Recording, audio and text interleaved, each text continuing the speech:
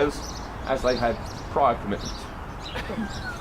Unable to obtain adequate replacements, and after arriving at the ground an hour late, the old boys lost the delayed replay 2-0. Although the precise nature of Ottaway's ankle injury remains unknown, there is no evidence that at the age of 25 he ever played senior football again.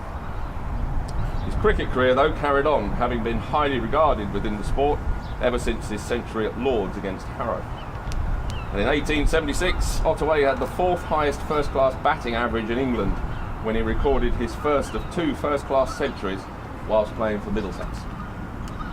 August 76 saw Ottaway once more playing cricket in Canada, this time as captain of a team representing Hamilton, and he led them to an innings victory against their old foe, Montreal. Back in England, called to the bar some months later on the 17th of November 1876, Cuthbert, not least presumably as he was unable to pursue his winter sport of football, seems to have decided to turn his attention to his career as a barrister, and in August 77 returned to Canada to marry Marion Stinson. The newlywed couple appear to have spent Christmas 1877 in Dover with Cuthbert's parents, presumably across the road, and thereafter settled into their home near London Sloane Square. Sadly, within a matter of weeks, Cuthbert Ottaway had passed away at the age of 27 on the 2nd of April 1878, leaving his pregnant teenage wife a widow. The exact cause of Ottaway's death is unknown, although it's often listed as pneumonia. It is known he spent the night of his death out dancing and is thought to have caught a chill. His family, though, had a history of diabetes, increasing the chances of respiratory diseases, and it has also been suggested that Ottaway had for some time perhaps been living with tuberculosis.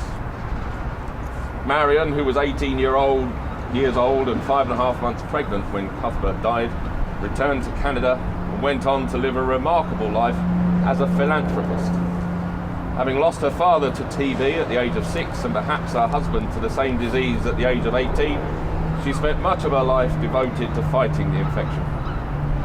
Once World War I broke out, Marion turned her attentions to the war effort, transforming her home into a hospital for returning soldiers and becoming heavily involved in the Canadian Red Cross Society.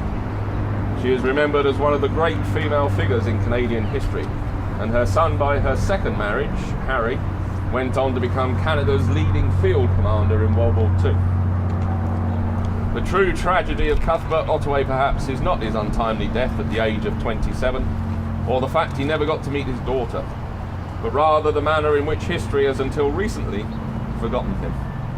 He was widely known in his era as an exceptional sportsman, but whilst the legacy of the likes of Grace and Fry remained strong, Ottaway had been almost forgotten until recently.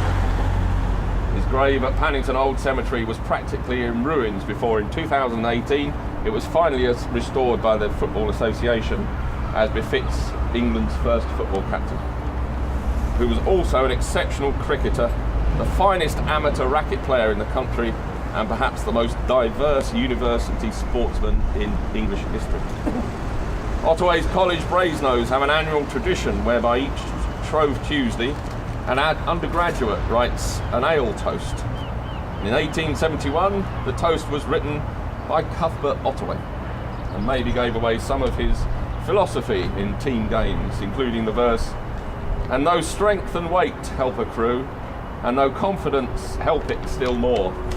'Tis pluck that shall pull us through, as it has many times before."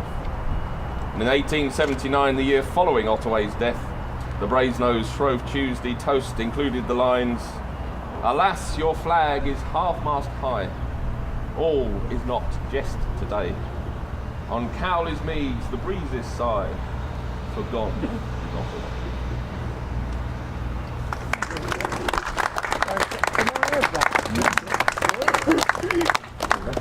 Thank you, Barry.